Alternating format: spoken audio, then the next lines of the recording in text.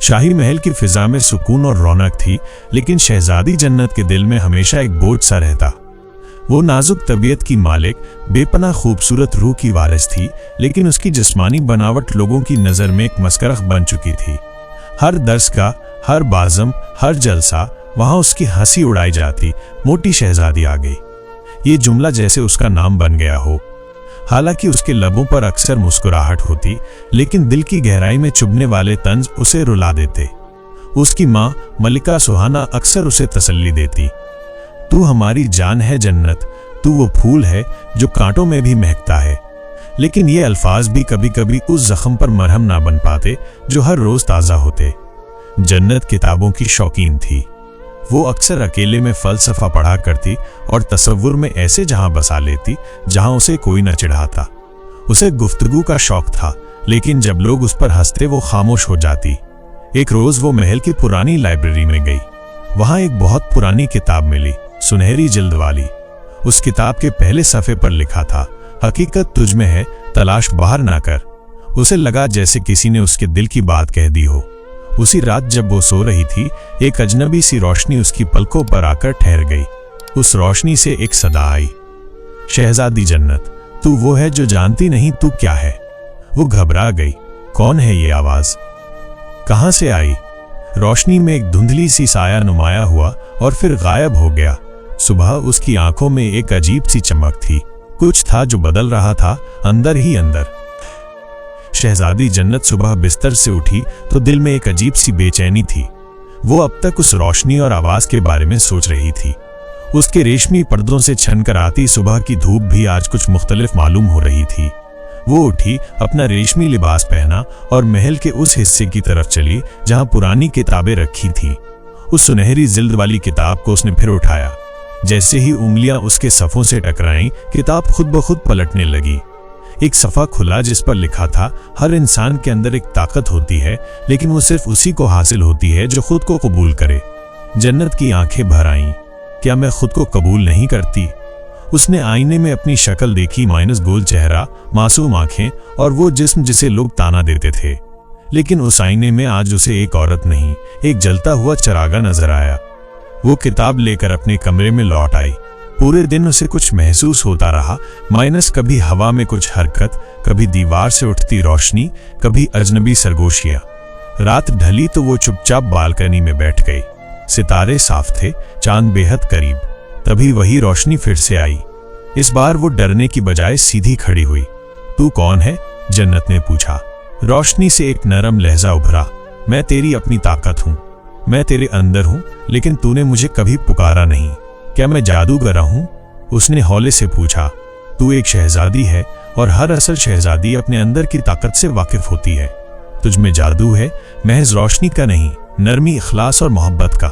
जन्नत की आंखों में अब आंसू नहीं थे। पहली बार उसे अपने वजूद पर फक्र महसूस हुआ। सुबह होते ही शहजादी जन्नत की आंखों में एक नई रोशनी थी। वो अब पहले जैसी नहीं रही थी। उसके अंदर एक सुकून था, एक यकीन था जो पहले कभी नहीं था। मगर वो जानती थी कि अभी सब कुछ सामने नहीं आया। उसकी ताकतें, उसका मकसद और वो रोशनी माइनस, ये सब अब भी रहस्य थे। उसने किताब को फिर से खोला। इस बार एक नया सफ़ा खुला जिस पर लफ्ज़ थे, इम्तिहान से पहले कोई हकीकत वाज़े नहीं होती। वो सोच में डूब गई, क्या मुझे अब कोई इम्तिहान देना होगा? उसी वक्त महल में एक हलचल मच गई। वजीर आजम की बेटी को अचानक कोई अजीब बीमारी लग गई थी, जिसमें जिस्म स्याह होता जाता और सांसें भारी होने लगती। तमाम हकीम, तबीब और रूहानी इलाज करने वाले नाकाम हो चुके थे। जन्नत को किसी ने कुछ नहीं कहा, लेकिन उसका दिल बेचैन हो गया। उसके कदम खुद ब खुद उस कमरे की तरफ बढ़े जहां वो बीमार लड़की पड़ी थी। कमरे में दाखिल होते ही सब हैरान हो गए। शहजादी यहाँ क्यों तशरीफ लाई हैं? एक तबीब ने अदब से पूछा। जन्नत ने कुछ नहीं कहा। वो सीधी लड़की के पास गई, उसकी हथेली लड़की की हथेली पर रखी, फिर उसने आंखें बंद की। एक हल्की सी गर्मी उसके सीने से निकली और हथेली से होते हुए लड़की के जिस्म में दाखिल हो गई। सबकी आंखें खुली की खुली रह गईं। बीमार लड़की ने आंखें खोली और गहरी सांस ली।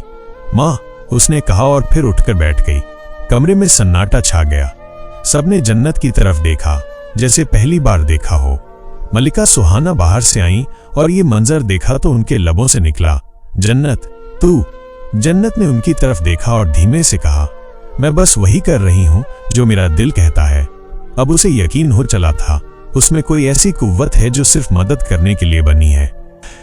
शहजादी जन्नत की ताकत अब सबकी नजरों में आ चुकी थी, मगर हर चमक के पीछे एक साया होता है। महल में कुछ ऐसे चेहरे भी थे जो जन्नत के उभरते रुतबे से परेशान हो उठे थे, खासतौर पर उसकी चचेरी बहन शाहिस्ता और वजीर का बेटा फैजान। अब ये मोटी शहजादी सबकी नजरों में हीरो बन गई है, शाहिस्ता ने गुस्से से कहा। फैजान मुस्कुराया, लेकिन ताकत जब तक काबू में ना हो खतरनाक होती है। हमें उसे रोकना होगा इससे पहले कि लोग उसकी अंधी परस्तिश करने लगे। दूसरी तरफ जन्नत अब पहले से कहीं ज्यादा पुरसुकून थी, मगर उसे अंदाजा नहीं था कि उसके पीछे एक साजिश तैयार हो रही है। उसने अपने कमरे में जाकर फिर वही किताब खोली। इस बार सफा खुला, जब तेरे दिल का उजाला बढ़े तो अंधेरे और ज्यादा गहरे होते हैं, लेकिन तुझमें वो दिया है जो तूफानों को भी रोशन कर दे। वो मुस्कुराई। मैं डरती नहीं, उसने बुदबुदाकर कहा। शाम ढली तो महल में एक दावत रखी गई। शहर के उमरा, अमीर और अय्याश उस जलसे में शरीक हुए। जन्नत को भी बुलाया गया। वो अपने हसीन जेवरात में, भारी लिबास में शान से आई, मगर जैसे ही वो दरबार में दाखिल हुए, किसी ने अचानक जोर से कहा, देखो, चमत्कारी मोटी शहजादी आ गई। लोगों में हल्की सी हंसी गूंजी। जन्नत के कदम थम गए, मगर चेहरा मुस्कुराता रहा। वो सीधी मंच पर गई और सबकी तरफ देखकर कहा, हाँ, मैं वही मोटी शहजादी हूं जिसके लम्ह से मौत से लड़ते लोग जिंदा हो जाते हैं। अब बताओ किसे और चिढ़ है मुझसे। दरबार में खामोशी छा गई। किसी की हिम्मत न हुई जवाब देने की। उसकी आंखों में रोशनी थी, मगर अब वो रोशनी नरम नहीं, कड़ी थी। अब वो सिर्फ नरम दिल नहीं थी, अब वो हिम्मती भी थी। दरबार की उस खामोशी ने बहुत कुछ कह दिया था। शहजादी जन्नत ने जिस बेबाकी से जवाब दिया, उससे उसके दुश्मनों के दिल कांप गए। मगर डर जब दिलों में घर करता है तो नफरत और भी गहरी हो जाती है। शाहिस्ता और फैजान अब खुलकर सामने नहीं आ सकते थे, लेकिन उनके इरादे और जहर में भीगी मुस्कानें बता रही थीं कि कुछ बड़ा होने वाला है। उधर जन्नत ने अपने कमरे में बैठकर उस किताब को फिर से पढ़ना शुरू किया। इस बार जो सफा खुला उस पर लिखा था, दुश्मन की पहचान उससे नहीं होती जो तलवार लेकर सामने आए, बल्कि उससे होती है जो फूल देकर जहर पिलाए। जन्नत का दिल बेचैन हो गया। उसे महसूस हुआ कि उसके इर्द गिर्द कोई ऐसा है जो मुस्कुराकर उसकी तबाही चाहता है। अगले रोज महल में एक तजवीज पेश की गई कि जन्नत को अपने इलाज की ताकत लोगों के भले के लिए इस्तेमाल करनी चाहिए। हर गांव और बस्ती में जाकर बीमारों को ठीक करना चाहिए। बाहरी तौर पर यह नेक ख्याल था, लेकिन अंदर से ये एक चाल थी। फैजान और शाहिस्ता चाहते थे कि जन्नत महल से दूर हो जाए, ताकि लोग उसके असर से दूर रहें और उसका नाम धीरे धीरे मिट जाए। मल्लिका सुहाना को यह मशवरा अच्छा लगा। उन्होंने जन्नत से कहा, बेटी, तुम्हारी कुव्वत अब सिर्फ तुम्हारी नहीं रही, ये लोगों की अमानत है, उन्हें तुम्हारी जरूरत है। जन्नत ने उनकी आंखों में देखा, वो बेगुनाही से भरी थीं। वो मुस्कुराई और कहा, अगर मेरी ताकत से किसी का दर्द कम होता है तो मैं हर साया झेलने को तैयार हूं। रात ढलने लगी। जन्नत अकेले बालकनी में बैठी थी। उसने आसमान की तरफ देखा। चांद पूरा था, लेकिन उसे अब चांद से ज्यादा रोशन अपने अंदर की ताकत लगने लगी थी। मगर उसे एहसास नहीं था कि जो सफर वो शुरू करने जा रही है वो सिर्फ शिफा का नहीं, बल्कि हकीकत और खतरनाक इम्तिहानों का भी होगा।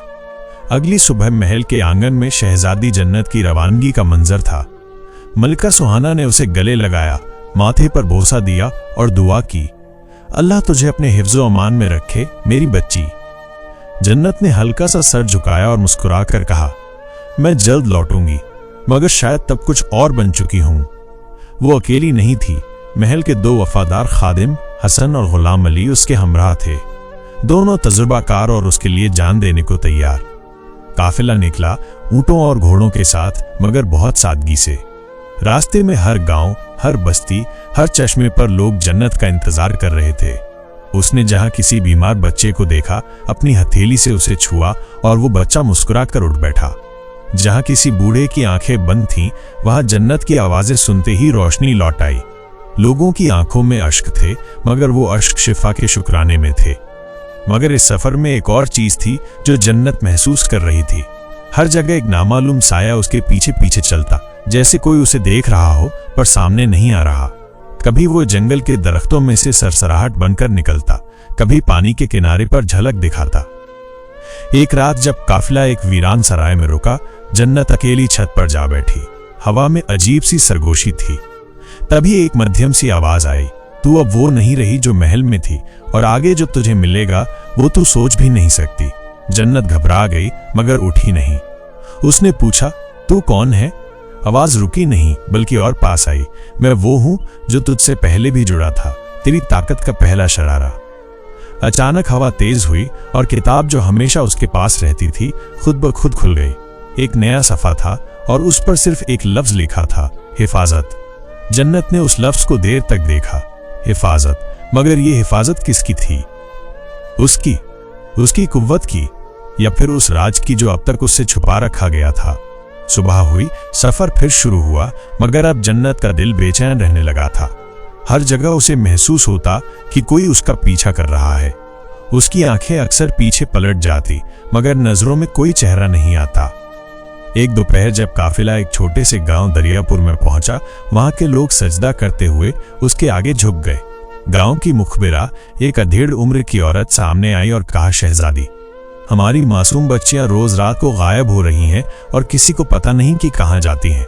जन्नत चौंकी, कब से ऐसा हो रहा है? पिछले चंद हफ्तों से, औरत ने जवाब दिया, और लोग कहते हैं ये किसी जादू का असर है। जन्नत ने वो रात वहीं रुकने का फैसला किया। आधी रात के वक्त उसने महसूस किया कि हवा बदल गई है। कुछ अजीब सा सन्नाटा था, जैसे सब कुछ थम गया हो। उसने खिड़की से बाहर देखा, 4 लड़कियां अंधे साए में डूबते हुए कुएं की तरफ बढ़ रही थीं। जन्नत फौरन नीचे उतरी और उनके पीछे भागी। जैसे ही वो उन्हें रोकी, लड़कियां बेहोश होकर गिर पड़ी। अगली सुबह गांव के कुछ लोग इकट्ठा हुए और इल्जाम लगाया, शहजादी ही इस जादू की वजह है, उसी की वजह से हमारी बच्चियां इस हाल में हैं। हसन और गुलाम अली ने तिल मिलाकर कहा, बेअदबी ना करो, ये शहजादी जान बचाने आई है। मगर लोग अंधे थे, डर और अफवाहों में डूबे हुए। जन्नत ने न गुस्सा किया न रोई। उसने सिर झुकाया और कहा, अगर मेरे नाम से किसी को तकलीफ है तो मैं चली जाती हूँ, लेकिन पहले इन बच्चियों को सही देखना चाहती हूँ। उसने उन लड़कियों की तरफ हाथ बढ़ाया और उसकी उंगलियों से एक नीली रोशनी निकली जो धीरे धीरे उनकी आंखों में समा गई। लड़कियां जाग उठीं, मगर तभी एक झटका सा महसूस हुआ। किताब फिर से अपने आप खुली। इस बार जो लिखा था वो दिल दहला देने वाला था, तेरी सबसे बड़ी आजमाइश अब शुरू होने वाली है शहजादी। जन्नत के इर्द गिर्द अब हर लम्हा नए राज बन चुका था। जिस गांव की मासूम बच्चियों को बचाने गई थी, वहां उसी पर इल्जाम लगाया गया। मगर जब उसकी कुव्वत से लड़कियां ठीक हुईं, तब भी लोगों की आंखों से अंधेरा नहीं गया। शायद डर और नफरत सच्चाई से ज्यादा ताकतवर थी। जन्नत ने गांव को खैराबाद कहा। दिल भारी था, लेकिन चेहरा मुतमईन। सफर फिर से शुरू हुआ। इस बार वो पहाड़ों के साए में बसे एक वीरान और भुला दिया गया इलाका तूरफा पहुंची। तूफा में अजीब खामोशी थी, ना जिंदगी की हलचल, ना बच्चों की किलकारियां। लोग अपने घरों में कैद और दरवाजे बंद। हसन ने हैरत से कहा, ये जगह तो जैसे मर चुकी हो। गुलाम अली ने इशारा किया, देखिए शहजादी, वहां एक मस्जिद की मीनार तो है, मगर अजान की आवाजें नहीं। जन्नत आगे बढ़ी। तभी एक बूढ़ी औरत छिपते हुए पास आई। चेहरा थका हुआ, मगर आंखों में उजाला था। तुम ही जन्नत हो? उसने कांपती आवाज में पूछा। हाँ माँ, जन्नत ने झुककर जवाब दिया, मैं ही हूँ। बूढ़ी ने उसकी उंगलियां थाम ली। हमारी बस्ती को किसी ने बांध रखा है, जाहिरी नहीं बल्कि रूहानी कैद है, और उसका दरवाजा हमारे ही गांव में है। कैसा दरवाजा? जन्नत चौकी। एक गुमनाम दरवाजा है जो हर रात किसी और तरफ खुलता है। वहां से कुछ आता है और कुछ ले जाता है। हमारी आवाजें, हमारी उम्मीदें सब उसी में गुम हो जाती हैं। जन्नत ने उस रात मस्जिद के पीछे छुपकर इंतजार किया। आधी रात को दीवार की परछाई फटने लगी। नीली रोशनी में एक दरवाजा उभरा, मगर उस दरवाजे पर एक निशान था, वही जो उसकी किताब के अगले सफ़े पर था, फना। जन्नत समझ गई, अब ये सफर उसकी कुव्वत का नहीं, उसके वजूद का इम्तिहान बनने वाला है। गुलाम अली और हसन को जन्नत ने पीछे रहने को कहा। जो दरवाजा रूहों को निगलता है, वहां सिर्फ मेरा जाना मुनासिब है। उसकी आवाज में नरमी भी थी और हुक्म भी। जैसे ही जन्नत ने दरवाजे के करीब कदम बढ़ाया, जमीन कांपने लगी। दरवाजा खुद ब खुद खुला और उसके अंदर एक गहराई थी बिना आखिर के। जन्नत ने अपनी किताब सीने से लगाई और आगे बढ़ी। अंदर दाखिल होते ही चारों तरफ अंधेरा हो गया। कोई रंग, कोई आवाज, कोई हवा तक नहीं। मगर जन्नत ने अपनी आंखें बंद की और जब दोबारा खोली, वो एक अजीब दुनिया में थी जहां सब कुछ वैसा ही था जैसा उसके दिल के अंदर था। एक झील थी जो उसकी तन्हाई जैसी खामोश थी। एक पहाड़ था जो उसके गम जितना ऊंचा था और एक आईना था जो उसमें उसकी असल शक्ल नहीं बल्कि लोगों की नजरों से देखी गई तस्वीर दिखा रहा था। मोटी, बेढंगी, बेवकार। जन्नत की आंखें भर आईं। उसने आईने को देखा और कहा, मैं वो नहीं जो तुम दिखाते हो, मैं वो हूं जो अंदर से जल रही है रोशनी बनने के लिए। तभी उसके हाथ की किताब फिर से खुल गई। इस बार सफ़े पर जो लिखा था वो फना से फजीलत तक का रास्ता था। तू जब खुद को माफ कर देगी, लोग तुझे तकरीबन खुदा समझने लगेंगे, मगर पहले तुझे खुद से जंग लड़नी होगी। अचानक आईना टूटा, झील में हलचल हुई और पहाड़ दरकने लगे। उसके सामने एक साया उभरा, बिल्कुल उसकी शक्ल का, मगर आंखें सुर्ख और मुस्कान जहरीली। मैं हूं तेरा डर और मैं नहीं जाऊंगा जब तक तू मुझे गले नहीं लगाएगी। जन्नत कांपी मगर पीछे नहीं हटी। उसने हाथ बढ़ाया और अपने ही डर को सीने से लगा लिया। अंधेरा टूट गया। वो फिर से दरवाजे के बाहर थी, लेकिन अब उसके हाथ में किताब नहीं बल्कि एक सुनहरी चाबी थी। तूफा की फिजा अब पहले जैसी नहीं रही। हवाओं में हरकत थी। मस्जिद की मीनार से अजान की गूंज आई और दरवाजा जो कभी फना का रास्ता था हमेशा के लिए मिट चुका था।